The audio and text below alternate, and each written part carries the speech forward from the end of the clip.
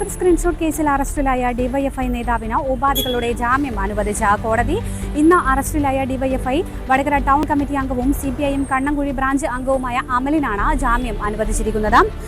ഇന്ന് ശനിയാഴ്ചയാണ് അമലിനെ പ്രത്യേക അന്വേഷണ സംഘം അറസ്റ്റ് ചെയ്തത്. തുടർന്ന് ജില്ലാ ആശുപത്രിയിൽ വൈദ്യപരിശോധനയ്ക്ക് ശേഷം വടകര കോടതിയിൽ ഹാജരാക്കുകയായിരുന്നു.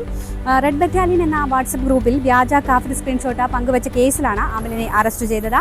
ശക്തമായ വാദമാണ് കോടതിയിൽ നടന്നത്. ശേഷമാണ് ഉപാധികളോടെ അമലിന് ജാമ്യം അനുവദിച്ചത്.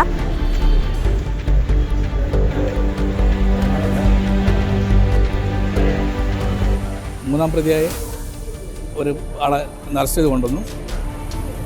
വൈകുന്നേരം കോടതിയിൽ ഹാജരാക്കി. അപ്പോൾ കാര്യങ്ങളൊക്കെ കോടതിയെ ബോധ്യപ്പെടുത്തിയിട്ടുണ്ട്. കോടതി വ്യവസ്ഥകളോടെ ജാമ്യം അനുവദിച്ചിട്ടുണ്ട്. കാരണം കോടതിയോട് പറഞ്ഞിട്ടുണ്ട്, ഇത് അടിയന്തരാവസ്ഥ ഓർപ്പിക്കുന്ന രീതിയിലുള്ള പ്രവർത്തനമാണ് പോലീസ് നടത്തിക്കൊണ്ടിരിക്കുന്നത്. രാഷ്ട്രീയ പകവെക്കലിനായിട്ട് CPM പ്രവർത്തകരാളുകളെ തെരഞ്ഞു പിടിച്ച് പ്രതിയാക്കുന്ന ഒരു സ്വഭാവമാണ് കാണിക്കുന്നത്. ഇനിയും വരും ദിവസങ്ങളിൽ ഇതുണ്ടാകാമെന്ന് കോടതിയോട് പറയുക പോലും ചെയ്തിട്ടുണ്ട്. മയൂരം കോക്കനട്ട് മിൽക്ക്, മനസ്സിലെന്നും മായാത്ത രുചി.